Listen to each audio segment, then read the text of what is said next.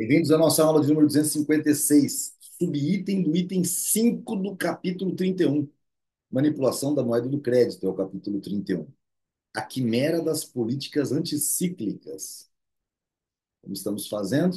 Sempre pelo PDF. Vamos lá, compartilhando na tela.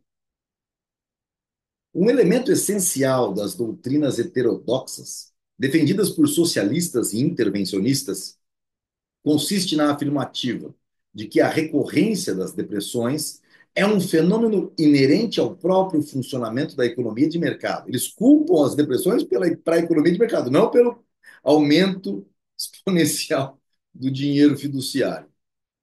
Mas enquanto os socialistas sustentam que só a substituição do capitalismo pelo socialismo pode cortar o mal pela raiz, os intervencionistas atribuem ao governo o poder de corrigir o mau funcionamento da economia de mercado de maneira a instaurar o que eles denominam de estabilidade econômica. Esses intervencionistas teriam razão se o objetivo de seus planos fosse a renúncia total a políticas de expansão do crédito. Entretanto, essa ideia é rejeitada de antemão. O que propõe é expandir o crédito cada vez mais e impedir as depressões adotando medidas anticíclicas. No contexto desses planos, medidas anticíclicas. No contexto desses planos, o governo parece ser uma divindade situado fora da órbita dos assuntos humanos, uma divindade que independe das ações dos seus súditos e que tem o poder de interferir nas aspirações destes. Imaginam os intervencionistas que o governo dispõe de meios e de recursos próprios, que não provêm dos governados e que podem ser usados, sem restrições, da maneira que os dirigentes entendam ser mais conveniente. Para fazer o melhor uso desse poder, basta seguir os conselhos dos especialistas. O mais preconizado desses remédios consiste em contrair a tendência do ciclo pela execução de um programa de obras públicas e de investimentos em empresas estatais. A ideia não é nova, como seus defensores gostariam de nos fazer crer. No passado, quando surgia a depressão, a opinião pública sempre dizia que o governo sempre pedia que o governo realizasse obras públicas a fim de criar empregos e evitar a queda nos preços. Mas o problema está em como financiar essas obras públicas. Se o governo tributar os cidadãos ou tomar-lhes um empréstimo, nada estará acrescentando ao que os keynesianos denominam de despesa agregada. Estará apenas restringindo o poder de os cidadãos consumirem ou investirem, na mesma medida em que aumenta o seu poder de investir e de gastar do governo. Entretanto, se o governo recorrer aos seus sedutores métodos inflacionários, as coisas, em vez de melhorarem, pioram mais ainda. A deflagração da crise poderá ser retardada por algum tempo, mas quando chega o inevitável desfecho, a crise é tanto maior quanto mais tempo o governo a tem adiado. Os teóricos do intervencionismo não chegam a perceber quais os verdadeiros problemas a serem analisados. O fundamental para eles é planejar os investimentos públicos com bastante antecedência e ter sempre uma estante cheia de projetos bem estruturados, estudados, que possam ser iniciados logo que necessário. Essa, dizem eles, é a política certa, cuja adoção recomendamos a todos os países.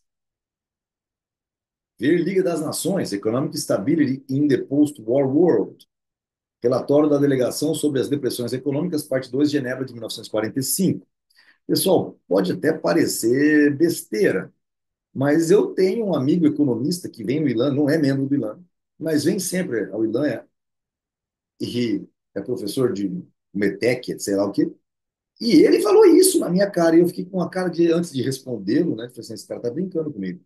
Mas ele disse que ele era, sim, um, um, um intervencionista, como é que ele falou? Progressista.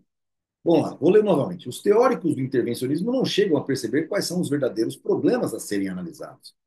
O fundamental para eles é planejar os investimentos públicos com bastante antecedência e ter sempre uma estante cheia de projetos bem estudados que possam ser iniciados logo que necessário. Essas, dizem eles, é a política certa, cuja adoção recomendamos a todos os países. Entretanto, o problema não é elaborar projetos, mas dispor dos meios materiais para executá-los.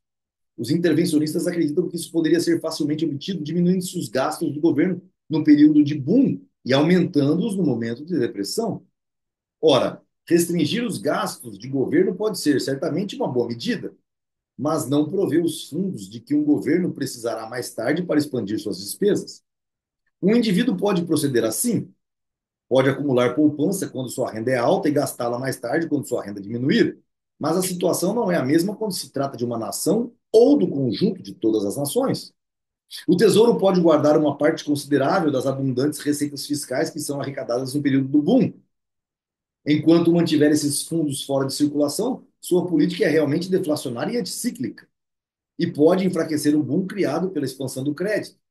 Mas esses fundos, quando novamente postos em circulação, alteram a relação monetária e geram uma tendência de queda do poder aquisitivo da unidade monetária. De forma alguma, esses fundos podem prover os bens de capital necessários para a execução de obras públicas já projetadas. O erro fundamental desses intervencionistas consiste no fato de ignorarem a escassez de bens de capital.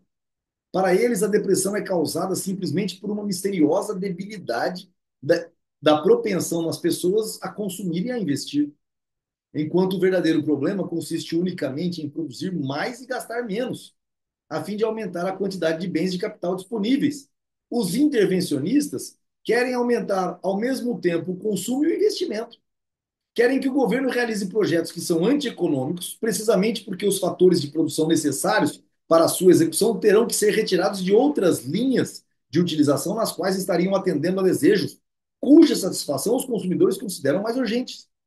Não percebem que essas obras públicas agravam o verdadeiro problema, que é a escassez de bens de capital. Caberia ainda imaginar outro modo de utilizar as reservas acumuladas pelo governo no período do boom. O Tesouro poderia investir o seu excedente na compra de grandes estoques de materiais, de que irá precisar mais tarde, quando a depressão vier e que serão necessários para executar as obras públicas planejadas, assim como estocar os bens de consumo de que irão necessitar as pessoas a serem empregadas nessa obra. Mas se as autoridades agissem dessa maneira, intensificariam ainda mais o boom. Aumentaria mais os preços da inflação, porque eles estariam tirando do mercado produtos que os outros queriam e querer comprar. Acelerariam a erupção da crise e tornariam as consequências ainda mais sérias. Nota de rodapé número 11. Ao referirem-se às políticas anticíclicas, os intervencionistas invocam sempre os supostos êxitos dessas políticas na Suécia. É verdade que entre 1932 e 1939 o governo sueco efetivamente duplicou seus gastos e investimentos. Mas isso foi um efeito e não a causa da prosperidade da Suécia na década de 1930. Essa prosperidade deveu-se inteiramente ao rearmamento alemão. Esta política dos nazistas, por um lado, aumentou a demanda alemã por produtos suecos e, por outro lado, restringiu a capacidade de Alemanha competir com os próprios produtos suecos no mercado mundial. Assim, as exportações suecas cresceram de 1932 a 1938 em milhares de toneladas. Minério de ferro de 2.219 para 12.485, ferro gusa de 31.047 para 92.980, ligas ferrosas de 15.543 toneladas para 28.600 milhares de toneladas, 605. Outros tipos de ferro e aço de 134 mil milhões, bilhões de toneladas, perdão, milhares de toneladas para 256, de 46 mil toneladas, de 46 milhões 230 mil toneladas para 70 milhões 605 mil toneladas. O número de desempregados, que era de 114 mil em 1932 e de 165 mil em 1933, caiu com o impulso do rearmamento alemão para 115 mil em 1934, para 62 mil em 1935, atingindo 16 mil em 1938. O autor desse milagre não foi Keynes, e sim Hitler. Isso aqui é bom deixar guardado para vocês. Continuando e concluindo esse subitem do item 5 dessa nossa aula 256, vamos lá. Toda essa conversa sobre medidas governamentais anticíclicas tem apenas um objetivo: desviar a atenção do público da verdadeira causa das flutuações cíclicas da atividade econômica. Todos os governos estão firmemente comprometidos com a política de dinheiro barato, expansão de crédito e inflação. Quando surgem as inevitáveis consequências dessas políticas de curto prazo, recorrem sempre ao mesmo remédio: adotam novas medidas inflacionárias. Como sempre, as subitens ou têm um fator preponderante de compreensão histórica, ou efetivamente tem um adendo a mais para explicar o que o Estado resolve fazer quando ele chama de, bom, vamos criar uma política anticíclica. E, obviamente, que as compreensões históricas de Mises são sempre fabulosas. Essa de explicar o enriquecimento da Suécia é fabulosa. Nos vemos na próxima aula.